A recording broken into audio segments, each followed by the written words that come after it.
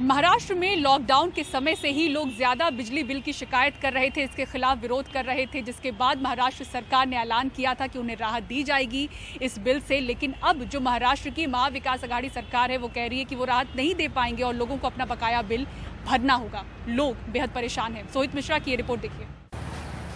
धारावी इलाके में कपड़ों का कारोबार करने वाले मसीउद्दीन अंसारी की फैक्ट्री लॉकडाउन के समय बंद पड़ी थी, लेकिन फिर भी हजारों रुपयों का बिजली बिल इनके पास आता रहा।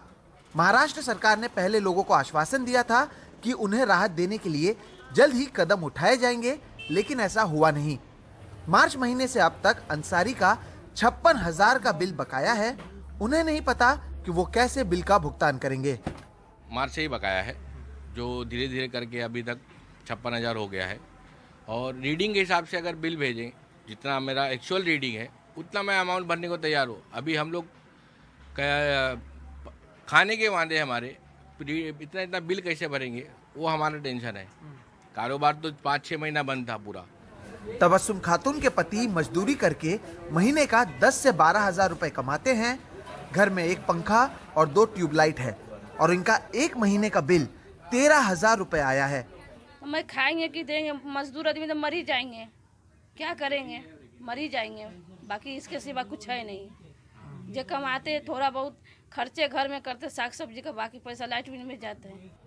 महाराष्ट्र में लॉकडाउन के समय मीटर रीडिंग नहीं ली गई थी और पिछले साल के औसत निकालकर लोगों को बिजली के बिल भेजे गए थे।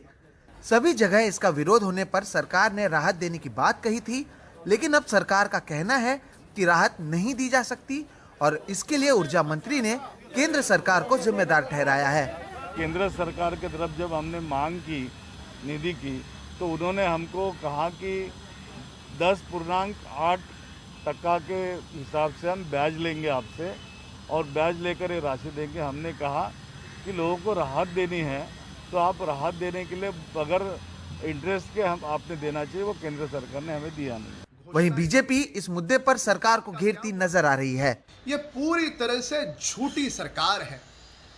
हम महाराष्ट्र की सरकार से और ऊर्जा मंत्री से हम कहना चाहते हैं कि आपने कोरोना काल में लोगों की एक पैसे की भी मदद नहीं की।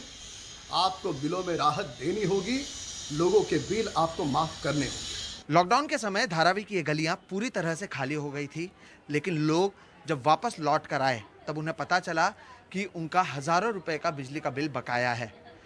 केवल धारावी नहीं, मुंबई में आपको कई ऐसे लोग मिल जाएंगे जिनका मानना है कि उनके साथ गलत हुआ, इतना बिजली का बिल उनका आया ही नहीं था। उनकी उम्मीद थी कि सरकार उनके लिए कोई कदम उठाएगी, लेकिन फिलहाल ऐसा कुछ होता हुआ नजर नहीं आ रहा।